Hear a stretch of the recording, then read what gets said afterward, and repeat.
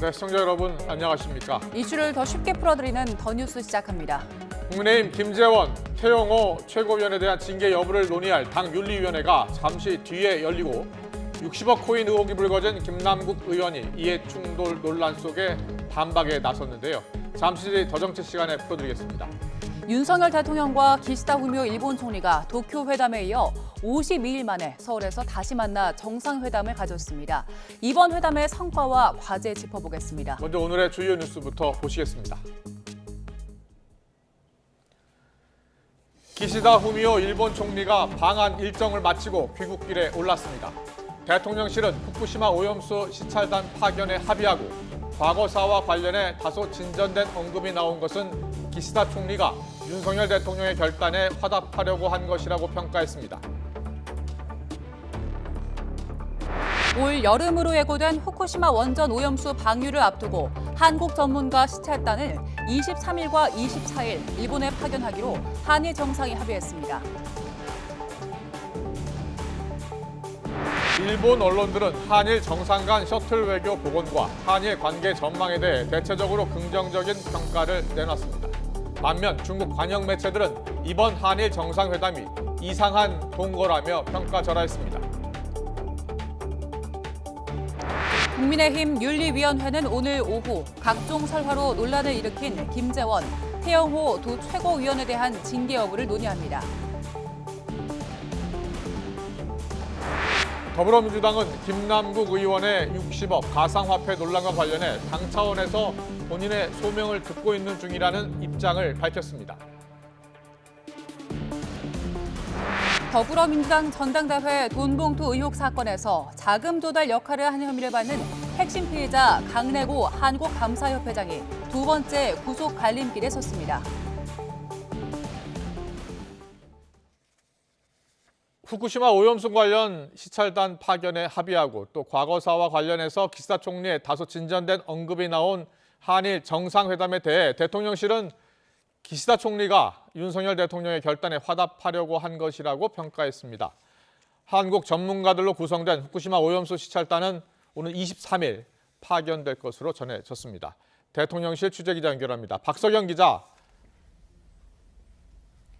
네, 용산 대통령실입니다. 네, 먼저 한일 정상회담 결과부터 정리하고 또 여러 사안에 대해서 물어보겠습니다. 한일 정상회담 결과 어떻게 나왔습니까? 네, 12년 만에 셔틀 외교의 복원으로 평가되는 이번 한일 정상회담. 기시다 총리는 강제징용 피해배상 문제에 대한 윤 대통령의 결단을 높이 평가했고요. 가슴 아프게 생각한다는 표현을 처음으로 했습니다. 들어보겠습니다. 私自身、当時、厳しい環境の下で多数の方々が大変苦しい、そして悲しい思いをされたことに心が痛む思いです。日韓間で引き続き 진전된 언급이라 할 수 있지만 일본의 역대 과거사 발언에 들어있던 사죄나 반성 표현이 빠졌고 개인적 입장이라고 수위를 조절해 아쉬움이 남았습니다.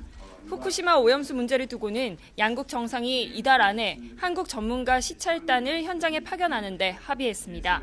날짜는 23일에서 24일로 정해졌고 구체적 규모와 범위는 이번 주 후반 국장급 협의에서 결정이 됩니다. 다만 제대로 된 검증을 해서 일본의 방류 방침을 바꾸게 할 수 있을지는 미지수입니다. 정상회담 후 이어진 만찬은 한남동 관저에서 부부 동반으로 2시간 넘게 진행됐고 갈비찜과 구절판, 경주 법주 등 한국 전통 음식이 메뉴에 올랐습니다. 정상회담에서 무거운 주제들을 이야기한 만큼 관저에서는 개인적인 이야기를 주고받으며 신뢰를 쌓은 것으로 전해졌습니다. 대통령실은 지난 3월 정상회담 때 2차에 걸친 만찬은 뒷이야기를 세세하게 전했는데요. 이번에는 짧게만 전했습니다. 사흘 전 일본 이시카와 현에 지진 피해가 났던 만큼 일본 측에서 자세한 공개를 원치 않았던 것으로 전해졌습니다.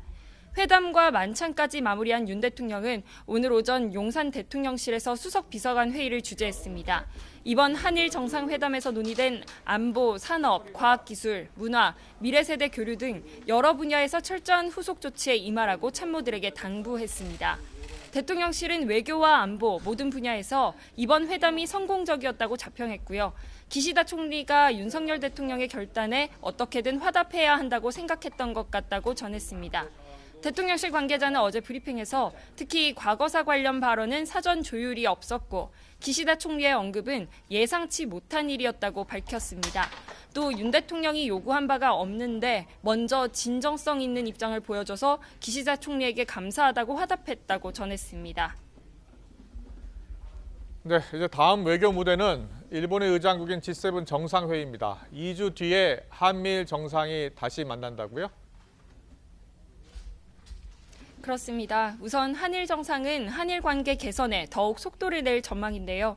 오는 19일 G7 정상회의 때 히로시마 평화기념공원에 있는 원폭 희생자 위령비를 함께 참배하기로 했습니다. 윤 대통령의 발언 들어보겠습니다. 저희 히로시마 방문 계기에 우리 두 정상은 히로시마 평화공원에 있는 한국인 원폭 희생자 위령비를 함께 찾아 참배하기로 하였습니다. 한국인 원폭 희생자 위령비는 강제징용 등으로 히로시마에 왔다가 희생당한 조선인들을 기리는 비석입니다. 대통령실 관계자는 일본이 과거사에 대해 진정성 있는 행보를 이어가겠다는 표현으로 생각된다고 밝혔습니다. 안보 협력 역시 강화될 거로 예상됩니다.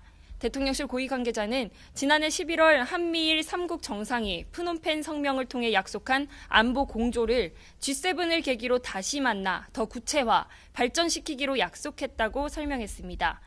대북 관련 북한의 불법 사이버 활동 등 유엔 안보리 결의 위반에 대해서도 한일이 잘 들여다보기로 했다고 전했습니다. 윤 대통령은 지난 워싱턴 선언에서 합의한 미국과 1대1로 협의하는 핵협의그룹 NCG와 관련해 일본의 참여를 배제하지 않겠다고 했는데요. 이와 관련한 추가 선언이나 발표가 있을지도 관심사입니다.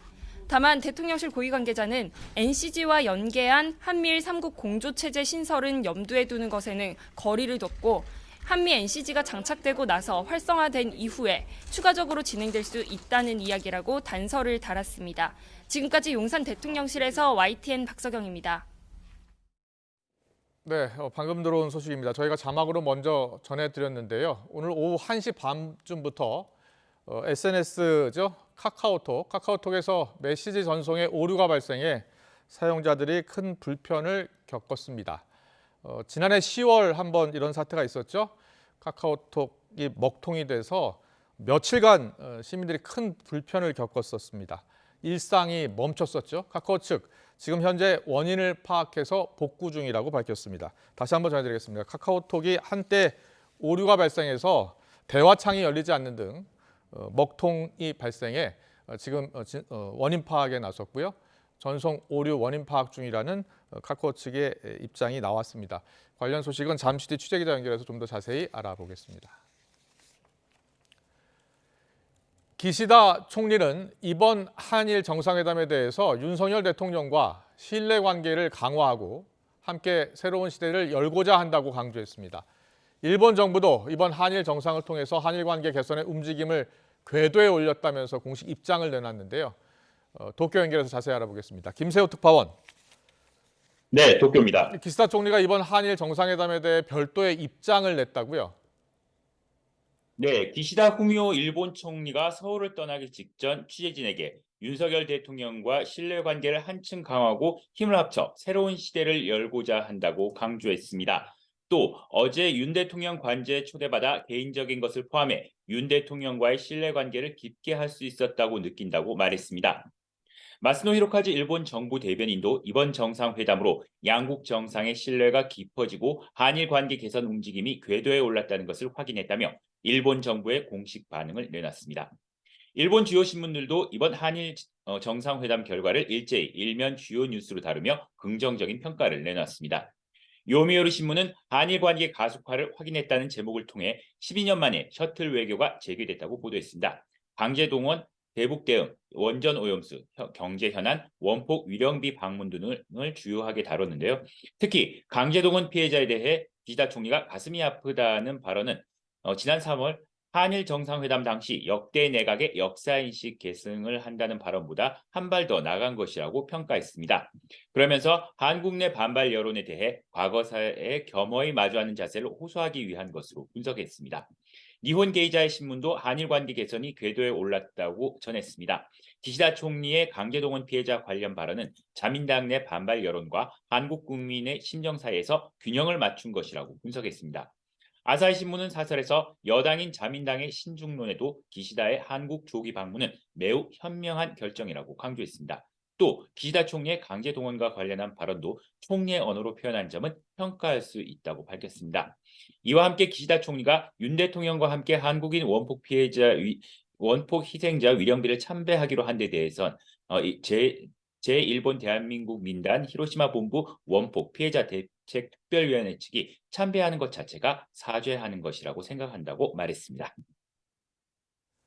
네, 그렇다면 이번 셔틀 외교 재개에 대해서 일본 내 평가는 대체적으로 긍정적이다 이렇게 볼 수 있는 겁니까? 네, 그렇습니다. 니혼 게이자에는 사설에서 한일 관계가 속도감을 가질 수 있는 것은 과거를 다시 문제 삼지 않는 윤 대통령의 자세가 크게 작용했다고 평가했습니다. 요미우리 신문도 이번 한일 정상의 셔틀 외교 보고는 윤 대통령의 외교 성과라고 강조했습니다.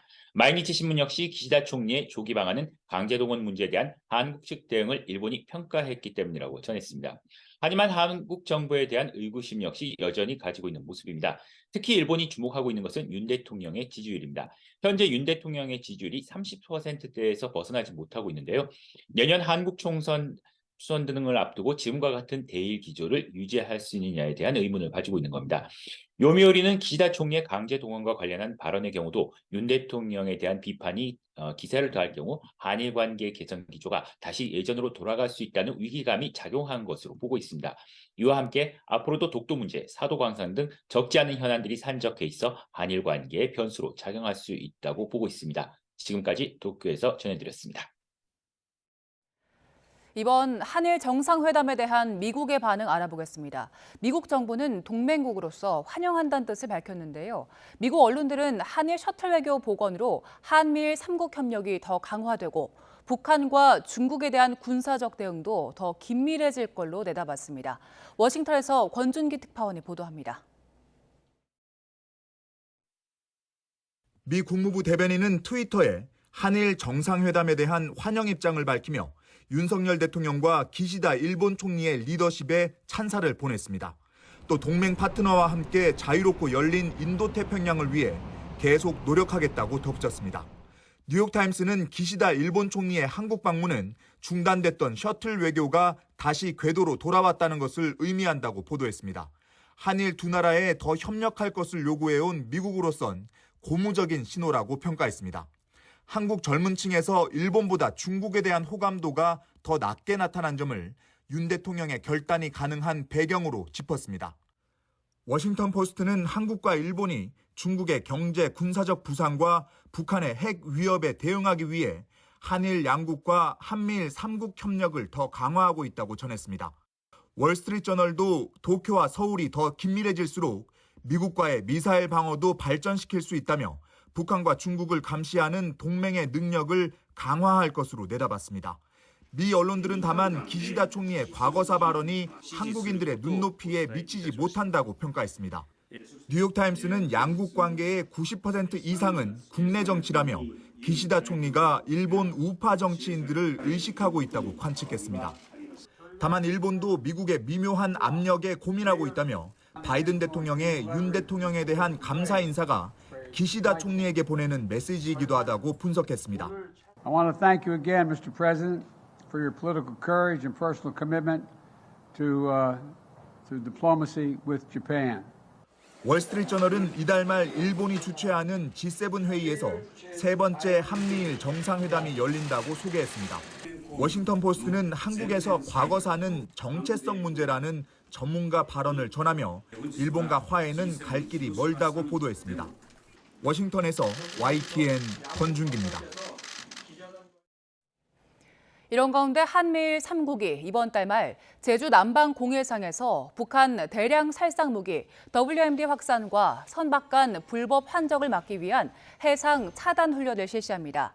군 관계자는 이번 달 말 우리나라에서 최초로 개최되는 확산 방지 구상 PSI 고위급 회의를 계기로 한미일 외 다수 국가와 연합으로 해상 차단 훈련을 계획하고 있다고 밝혔습니다. PSI는 핵과 생화학 무기 등 WMD의 국제적 확산을 막기 위해 지난 2003년 미국 주도로 발족한 국제협력 체제로 5년마다 고위급 회의가 열립니다. 이번엔 중국 반응 알아봅니다. 중국 관영 매체들은 이번 한일 정상회담의 성과를 이상한 동거, 깨지기 쉬운 화해 등의 표현을 써가며 깎아내리고 있습니다. 중국을 포위하려는 미국의 안보 이익에 따른 야합으로 보면서 한일 간 과거사 문제 균열을 파고든 건데요. 중국 특파원 연결합니다. 강정규 특파원. 네, 베이징입니다. 네, 먼저 한일 정상회담에 대한 중국 관영 매체들을 어떤 반응 보였습니까? 네, 중국의 영문판 관영지 글로벌 타임스는 2달도 안 돼 이루어진 한일 정상의 만남을 이상한 동거라고 표현했습니다. 친미, 친일 성향의 윤석열 대통령 임기 동안 한일 관계를 밀착시켜 중국을 견제하려는 미국의 압박이 작용했다는 겁니다. 중국의 핵심 이익인 타이완 문제에 대한 한일 양국의 도발적 태도 역시 같은 맥락이라면서 합당한 해명이나 정정 없이는 서울에서 열릴 차례인 한중일 정상회의 재개도 어려울 것이라고 주장했습니다. 최근 한일 관계 회복을 깨지기 쉬운 화해라고 깎아내리기도 했는데요. 윤 대통령과 기시다 총리 모두 반공, 반북 이념을 기반으로 한 우익정당 대표들이라며 일본은 모든 한국인에게 우호적인 게 아니라 친일, 우파에게만 우호적이라고 지적했습니다. CCTV 등 다른 관영 매체들도 야당과 시민단체 반대 시위 등을 부각하면서 한일 과거사의 균열을 파고들어 갈라치기를 시도하고 있습니다. 네, 주중 한국 대사관과 중국 관영 매체가 윤석열 대통령의 방미 관련 보도를 둘러싸고 항의 공방도 벌였다고요? 네, 앞서 지난 4일 주중 한국 대사관은 환구15와 영문판 글로벌 타임스에 항의 서한을 보냈습니다. 윤석열 대통령의 방미 보도에서 선전적 어휘로 근거 없는 비난을 했다는 취지였습니다.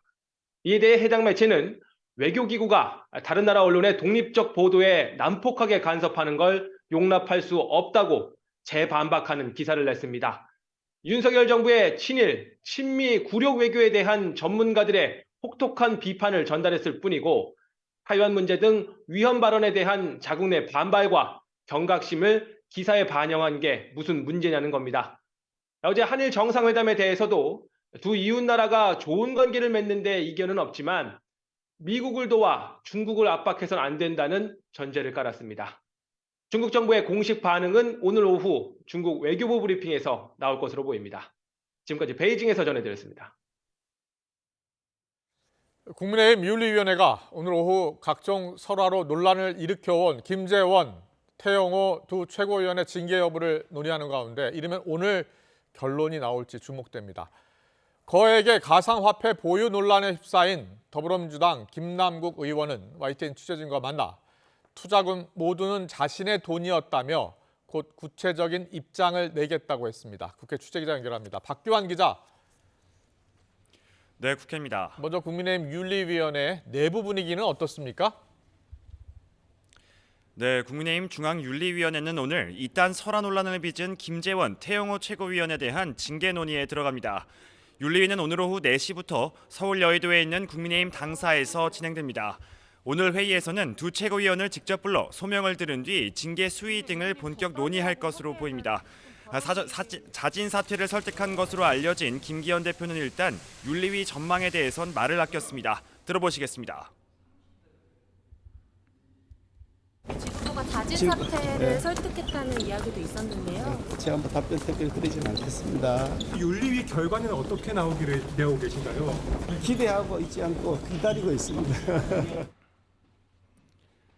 국민의힘 당사 앞에서는 태 최고위원을 지지하는 탈북민들이 징계에 반대하는 침묵 시위를 진행하며 윤리위 개최에 반발했습니다.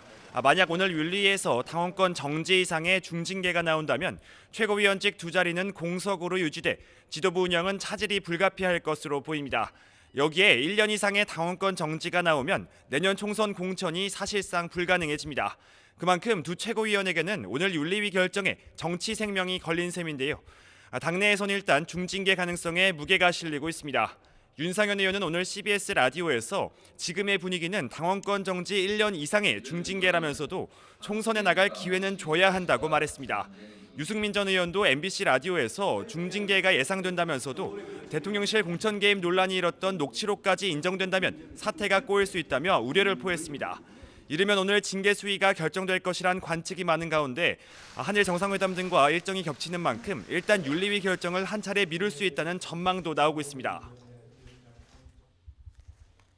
네, 계속해서 민주당 소식 알아보겠습니다. 60억 가상화폐 보유 의혹을 받고 있는 김 의원, 오늘 YTN이 직접 만났죠? 뭐라고 하답니까? 네, 더불어민주당 김남국 의원이 지난해 초까지 60억 원가량의 가상화폐를 보유했다는 의혹과 관련해 파장이 계속되고 있는데요. 김 의원은 오늘 오전 YTN 취재진과 만나 국민의힘이 제기하는 의혹들은 터무니없는 이야기라며 모든 의혹을 거듭 강하게 부인했습니다. 먼저 들어보시겠습니다. 다 실명화된 거래소로만 이용을 했거든요. 그래서 전부 다 이제 공개할 수 있는 내용들이라 그 입장문이나 내용들을 정리한 상황이고요. 자금 출처 투명하게 전부 다 그 제가 투자해서 주식을 매매한 대금으로 했고요.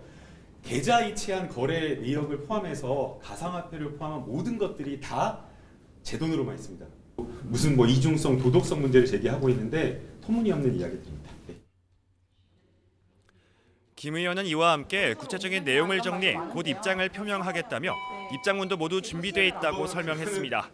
특히 이번 사안과 관련해 지도부를 포함한 당 일각에선 자체 조사 필요성까지 거론되고 있습니다. 논란이 확산하자 민주당 지도부는 조정식 사무총장을 중심으로 사실관계 파악에 나섰고 최고위에서도 논의가 진행됐습니다.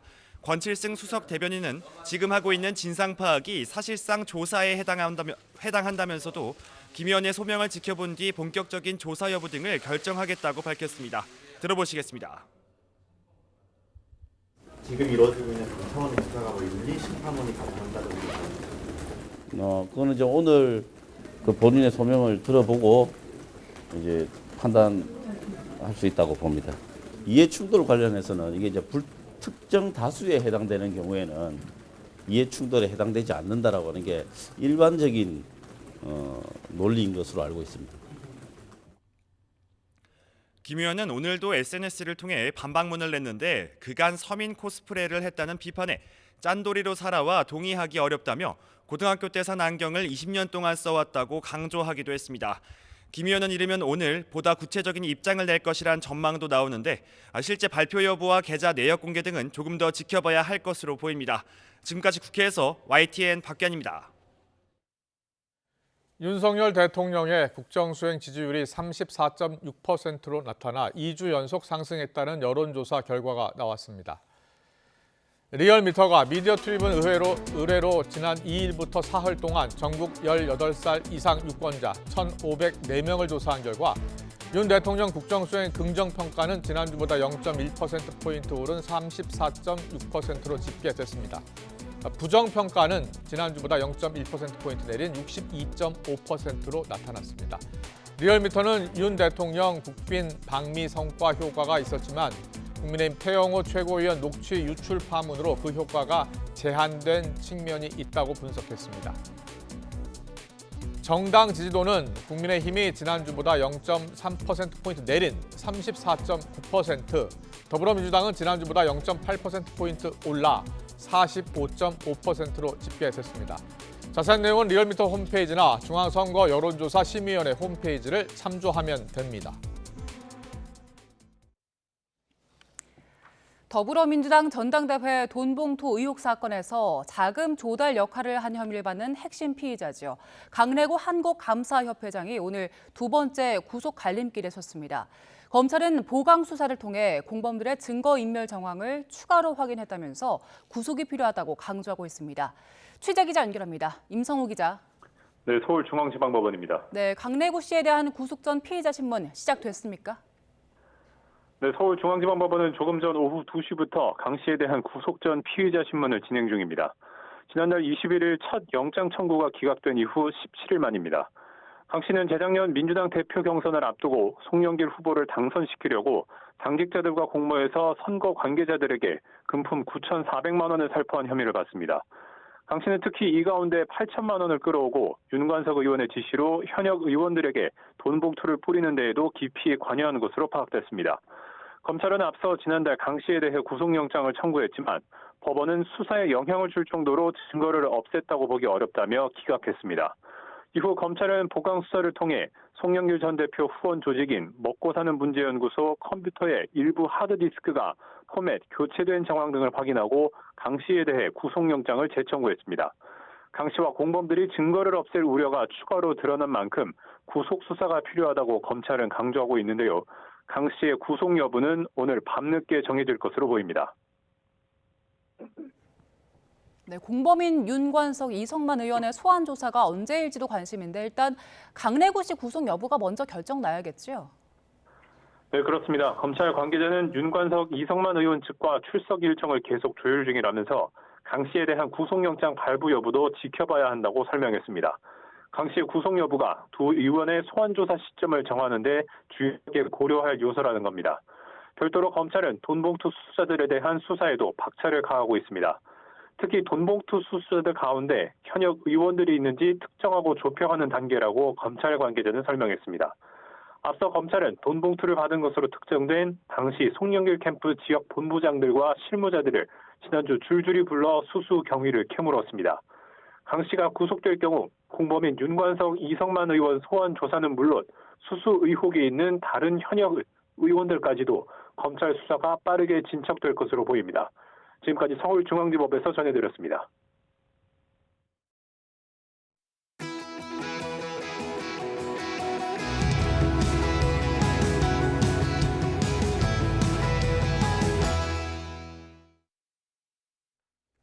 네, 뉴스 첫머리에 자세히 전해드렸는데요. 12년 만에 복원된 한일 셔틀 외교. 과연 어떤 성과를 남겼는지 또 풀어야 할 과제는 무엇인지 전문가와 짚어보겠습니다. 네, 조진구 경남대 극동문제연구소 교수와 짚어보겠습니다. 어서 오세요. 안녕하십니까? 네, 한일 정상회담 12년 만에 이제 셔틀 외교 복원이라는 평가를 지금 대통령실에서 하고 있는데 사실상 한일 관계가 정상화 궤도에 올랐다고 보십니까? 분위기는 무르익은 것 같아요. 네. 우리 윤 정부 출범 이전부터 한일 관계 개선에 의욕을 표시했고요. 네. 또 출범 이후에도 적극적으로 모습을 보여줬거든요. 그런 평가들이 일본에서 있었고 어제 그 기시다 총리도 그런 말씀을 했어요. 한일 관계의 중요성은 윤 대통령 못지않다 본인이.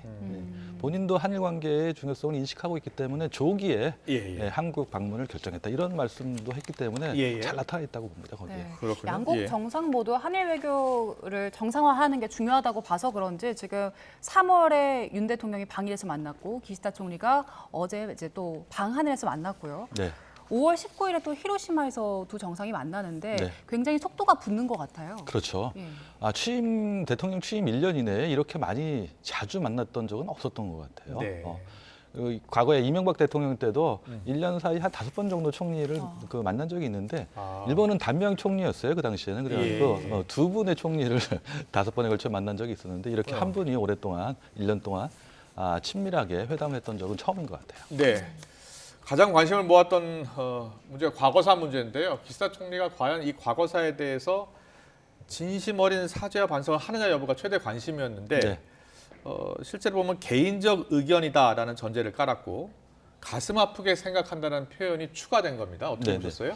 개인적인 말이라는 거는 순수하게 저 같은 일반인의 경우는 개인적인 거죠. 말 그대로 그렇지만 일본 정부의 대표잖아요. 총리라는 것은 사실상 개인의 의사라고 볼 수가 없어요. 본인이 개인이라고 했지만 개인적 의사를 볼 수 없다. 과거에 이제 야스쿠니 신사에 일본 그 총리가 참배했을 때 공인이냐 사인이냐, 공인 자격으로 가냐 사인 자격으로 가냐 했을 때 의미가 없다는 그런 그 판례도 물론 있어요. 그렇기 때문에 저는 나름 무게가 있는 발언이고 공식적인 입장에서는 지난번처럼 똑같이 김대중 오부치 선언을 포함한 역대 정부의 입장을 전체로 계승한다. 이거 변함이 없다는 말을 했거든요. 거기에 대해서 피해자들에 대해서 공감할 수 있는 가슴이 아프다 하는 거고 재차 우리 기자가 물어봤죠. 이게 강제동원 피해자에 대해서 한 말이냐 그랬더니 거기에 대해서 물론 직답을 하지 않았어요. 그렇지만 예. 그 당시란 말은 일제 강점기죠. 네.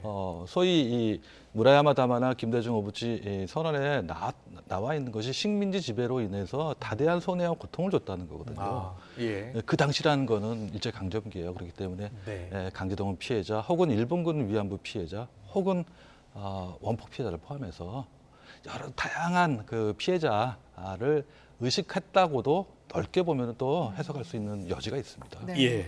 일본 내 여론도 궁금한데요. 지금 일본 언론들 보도하기로는 그 기시다 총리의 가슴이 아프다, 이 개인 유감 표명을 어떻게 보도하고 있습니까? 저도 아주 꼼꼼히 본 건 아니지만 대체적인 평가는 이게 아마 의외였던 것 같아요. 기존의 입장을 아마 반복하지 않을까 하는 것이었는데 예. 이런 형태로 기시다 총리가 마음을 전할지는 아마 예상을 못했던 것 같아요.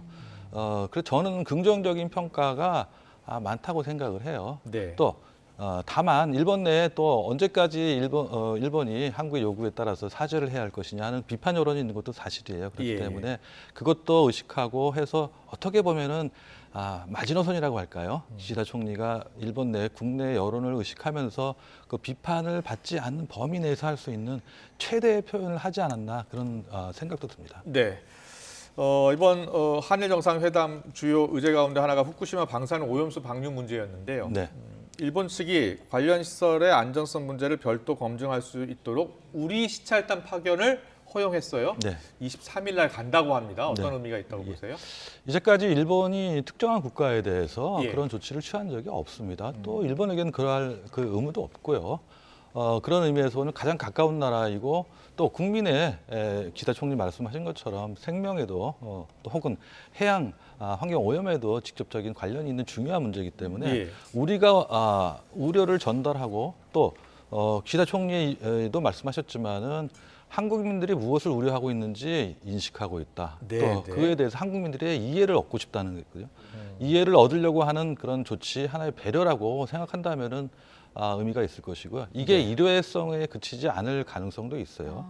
IAEA도 보고서를 한 번 최종 보고서를 낸다고 해서 그 뒤에 아무것도 안 하는 게 아니거든요. 예. 그렇기 때문에 우리 정부도 해양 그 방류를 시작한다고 해서 끝나는 것이 아니라 그 뒤에도 지속적으로 일본 정부한테 요구하고 협의할 필요가 있습니다. 네, 그럼 이게 실효성이 중요한 거잖아요. 시찰단을 파견하는 것을 넘어서 이 시찰이 실제로 얼마나 효과를 보일 수 있을까, 이 부분이 사실 관심인데 어떤 정보들을 좀 파악해야지 실효성이 있다고 그렇죠. 그거에 관해서는 우리 정부도 TF가 있을 겁니다. 그래서 일본 정부하고도 그런 협의를 해왔거든요. 예. 거기에 이제 전문가들 포함해서 구체적으로 우리가 이제 무엇을 요구하고 무엇을 볼 것이냐 하는 이제 노력이 좀 필요한 것이고요. 또 우리가 요구한 거를 전부 다 일본이 또 보여줄 거라는 생각은 안 들어요. 그렇기 예. 때문에 중간에 절충을 하겠지만 적어도 기시다 총리가 저렇게 표현을 했다고 한다면은 우리 측이 요구한 거에 대해서 상당한 부분 받아들일 수가 있고 우리는 그걸 통해서 일본이 얘기한 것이 과학적인 것인가 한 네. 거를 확인하는 작업을 좀 하면 좋겠죠. 네, 일단은 그 올 여름쯤에 방류하기로 계획이 돼 있잖아요. 그런데 시찰 과정에서 무언가가 문제점이 된다거나 하면은 향후에 그 일정이 변동이 생길 수도 있는 겁니까? 어제 그 기시다 총리의 말씀에 의하면은 그 인정하지 않겠다 하는 거 아니에요? 해양 방류를. 그러니까 자국민뿐만 아니라 한국민의 예. 생명이나 해양 오염에 악영향을 미치면은 그 인정하지 않겠다고 하기 때문에 그거를 이제 우리가 확인할 수 있는 그런 사찰단, 시찰단이죠. 예. 그런 목적이 아니긴 한데 그런 게 혹여라도 발견되거나 하면은 일본 측에 문제를 제기할 수는 있겠죠. 네, 지금 후쿠시마 오염수 방류 문제는 전 세계가 관심을 갖고 있잖아요. 그럼요. 네. 예. 특히 국제기구인 IAEA도 계속해서 이제 시찰단도 보내고 나름대로 검증단도 보낼 예정 아닙니까? 그럼요. 예. 지난해까지 두 차례에 걸쳐 이제 그 현지에서 일본이 얘기한 거 확인을 하는 과정을 거쳤어요. 예. 그리고 얼마 전에 나온 보고서도 그거에 관한 게 보고서이거든요. 아직 최종 보고서도 남아 있고. 최종 보고서는 아직 안 나온 거죠? 안 나왔습니다. 예. 안 나왔을 뿐만 오염수를 처리하고 난서 나온 그 오염수가 네. 괜찮은 건지가 가장 큰 관심이거든요. 괜찮다는 거는 말 그대로 독자적인 기준에 의해서 예. IAEA가 일본한테 요구하고 그게 확인이 됐는가 하는 거를 검증하는 거는 아니에요. 어떻게 보면은 일본이 하고 있는 작업이 과학적이고 정말 문제가 없는 것인가 하는 것을 확인하는 거고 또 그런 작업에는 그 한국이나 중국의 전문가도 포함되어 있어요. 과학자들도 포함되어 있기 때문에 예. 좀 더 우리가 의심이 나는 부분이 있거나 혹은 일본이 제공한 데이터나 사실들이 이게 좀 과학적이지 않다 하는 의문이 제기된다면은 지속적으로 제기를 해서 국민들의 의혹을 좀 해소시킬 필요가 있고 그래야지 우리 국민들도 안심할 거 아닙니까? 알겠습니다. 그리고 히로시마에서 진행되는 G7 정상회의 그때 이제 윤석열 대통령이 기시다 총리와 함께 한국인 원폭 피해자 위령비를 함께 참배하기로 결정이 됐는데 네. 한국 대통령이 참배하는 건 처음이라면서요? 한 번도 간 적이 없어요. 그렇기도 하고 일본은 현직 총리는 딱 한 번 갔습니다. 1999년 8월 6일 날인데요. 8월 6일 날이 히로시마의 원폭이 투하된 날이에요. 그래서 일본에서는 기념식이 열리는데 당시 오부치 게이조 총리가 갔었어요. 갔었는데 예정돼 있던 것도 아니에요. 네. 원래 그 히로시마에 있는 한국인 희생자 위령비라는 게 1970년 4월 달에 만들어진 것인데 그 당시에는 원폭공원 안에 있지도 않았어요. 밖에 있었는데 그거를 안으로 이전을 했거든요. 그래서 그 이전한 거를 계기로 해서 일본 총리가 좀 방문했으면 좋겠다 하는 요청을 했었는데 그것을 받아들인 겁니다. 제가 한 가지 말씀을 드리고 싶은 거는 우리 국민들이 사실상 원폭의 피해자 가운데 두 번째예요. 일본인들이 가장 많았고 두 번째로 많았어요. 히로시마에서만 한 3만 명 정도가 사망한 것으로 추정이 될 뿐이에요. 정확한 데이터가 있는 것도 아니고 나가사키에서도 10,000명 정도가 사망한 것으로 알려져 있거든요. 우리 국민들이 사실상 관심이 별로 없었어요. 한일 간의 역사 문제가 있었습니다만 이 원폭 피해자 문제만큼은 한일 간의 협력을 했던 어떤 상징적인 그런 것도 그런 사례라고도 볼 수 있어요. 그렇군요. 합천에 가면은 그 원폭 피해자 복지회관이라는 것이 있습니다. 한일 정상 간의 합의에 의해서 양국 정부가 한 40억 엔인가요? 그러니까 한 400억 정도 되겠죠.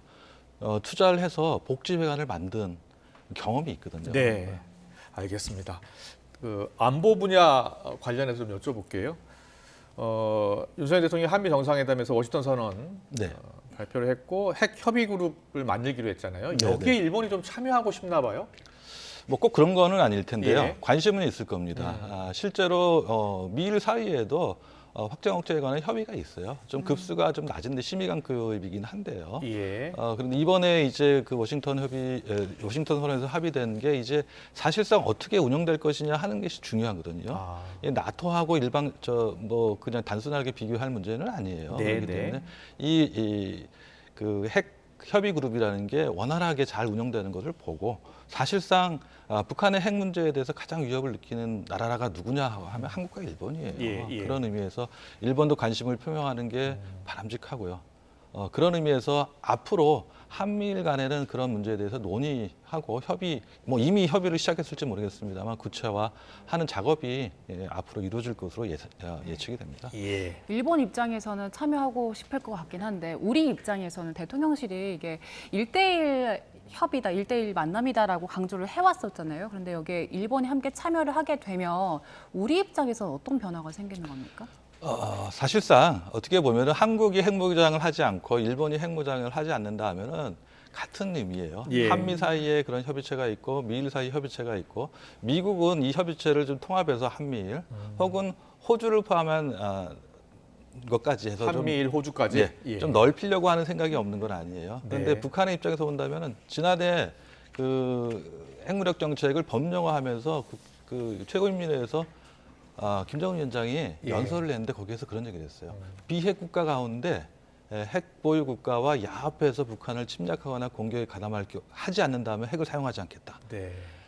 한다면은 공격을 할 수 있다는 거잖아요. 근데 일본이 지금 반격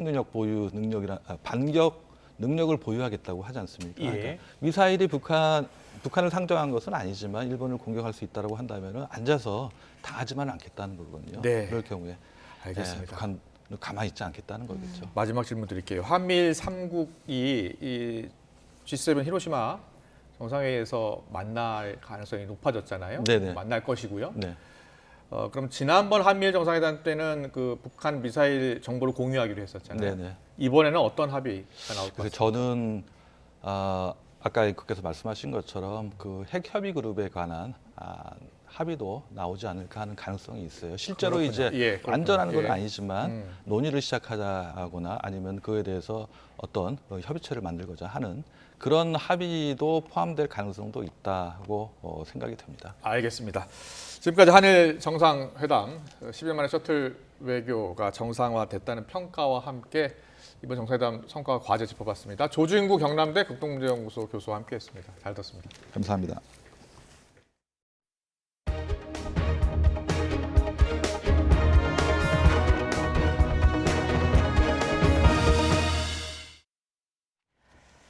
술을 마시면 차에 시동이 걸리지 않게 하는 잠금 장치를 음주운전자 차량에 의무적으로 부착하게 하는 법안이 최근 발의됐습니다. 법제화와 함께 측정 오차를 줄이기 위한 기술 표준을 마련해야 한다는 목소리가 나옵니다. 황보혜경 기자의 보도입니다. 소주를 마신 뒤 차량에 부착된 기기에 크게 숨을 불어넣으니 혈중 알코올 농도 0.045%라는 문구가 화면에 뜹니다. 차키를 넣고 돌려봐도 시동이 걸리지 않습니다. 운전자의 입김을 측정해 면허 정지 수치인 0.03%를 넘는 것으로 나타나면 차량 시동이 잠기는 장치입니다.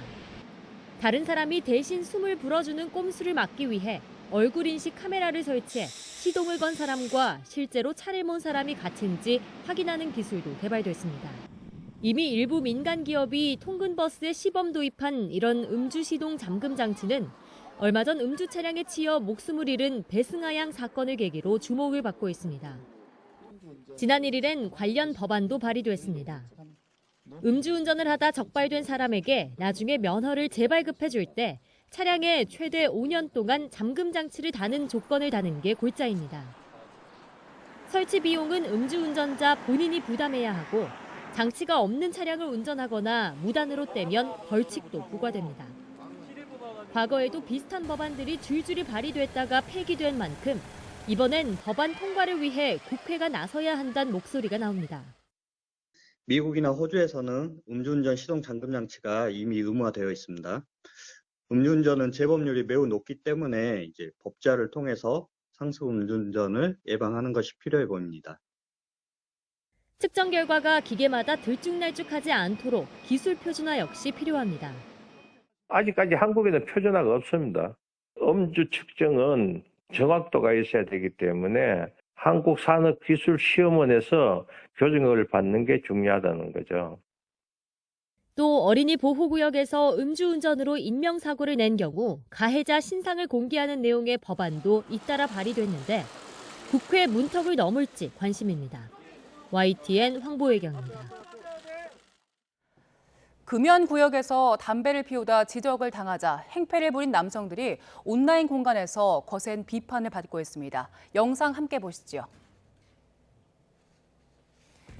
어제 한 자영업자 커뮤니티에 올라온 프랜차이즈 카페 CCTV 영상입니다. 테라스에 앉아있던 남성이 갑자기 커피를 탁자 위로 쏟아버립니다. 여기는 금연 스티커까지 붙어있는 구역이었는데요. 여기서 담배를 피우던 남성들에게 카페 직원이 금연 구역이라고 알려줬고요. 한 남자는 탁자 위에, 또 다른 남자는 거리로 커피를 쏟아버렸다는 건데요.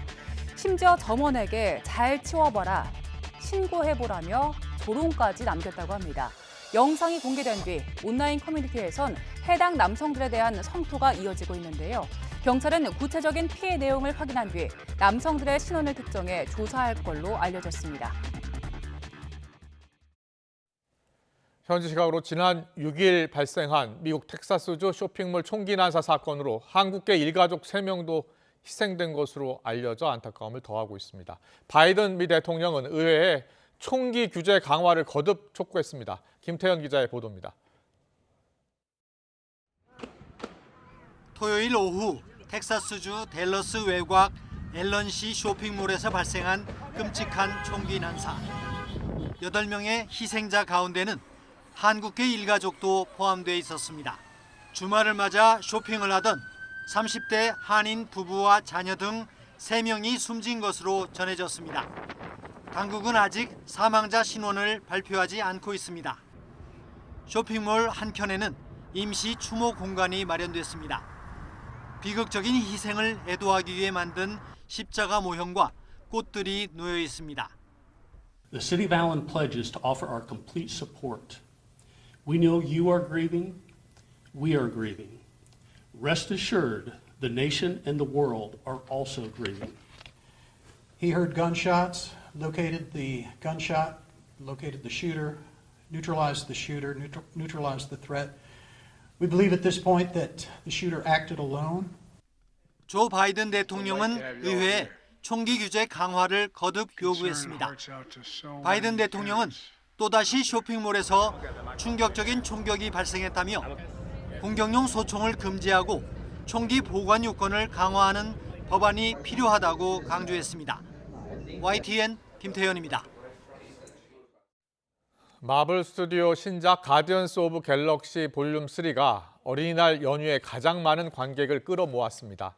영화진흥위원회에 따르면 가오갤 3는 지난 5일부터 사흘 동안 관객 126만 5천여 명을 동원해 박스오피스 1위를 차지했고 누적 관객 수는 163만여 명으로 나타났습니다. 또 애니메이션 슈퍼마리오 브라더스는 73만 5천 명을 끌어모아 2위, 극장판 짱구는 못 말려 동물소환 닌자 배꼽수비대가 30만 4천여 명으로 3위를 차지했습니다.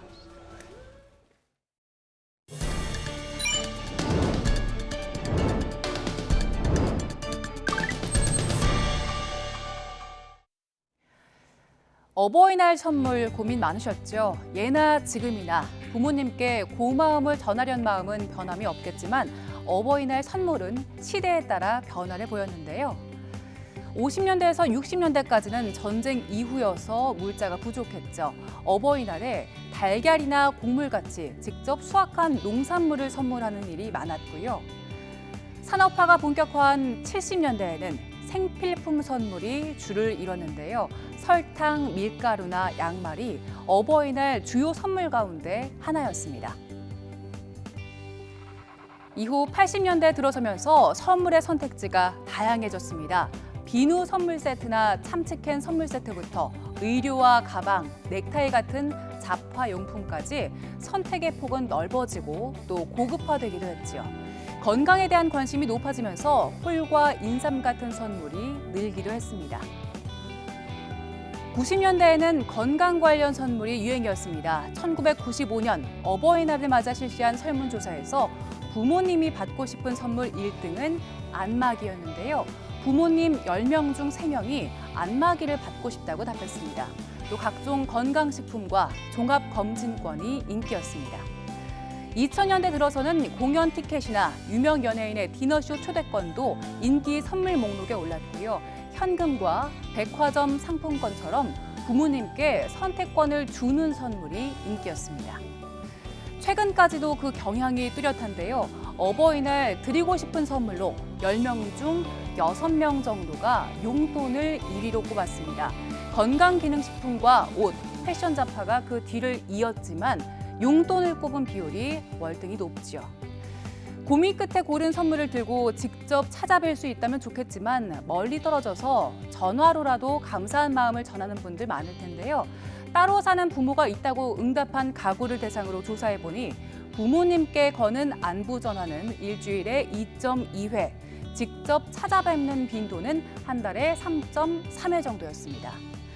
안부 전화가 쑥스럽고 또 할 말이 생각나지 않는다는 분들도 계신데요. 전문가들은 식사는 챙기셨는지, 또 오늘 잠은 잘 주무셨는지 소소하고 일상적인 것부터 시작하라고 조언합니다. 잊지 말고 부모님께 감사한 마음을 꼭 전하시면 좋겠습니다.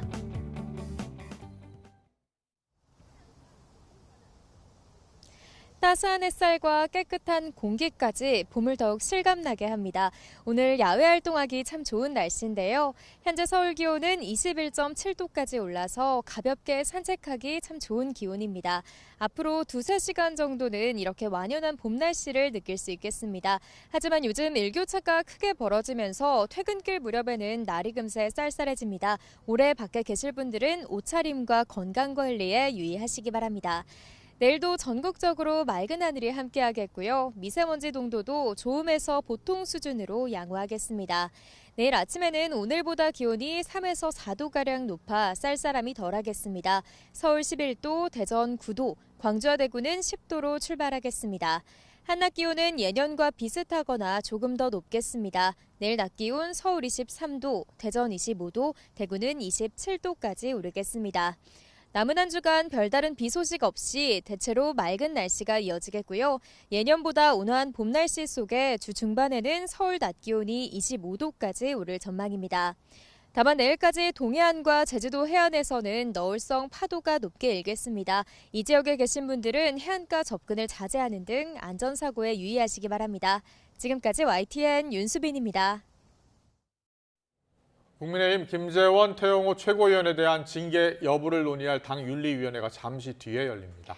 60억 코인 의혹이 불거진 김남국 의원은 이해충돌 논란 속에 반박에 나섰는데요. 잠시 뒤 더 정치 시간에 풀어드리겠습니다.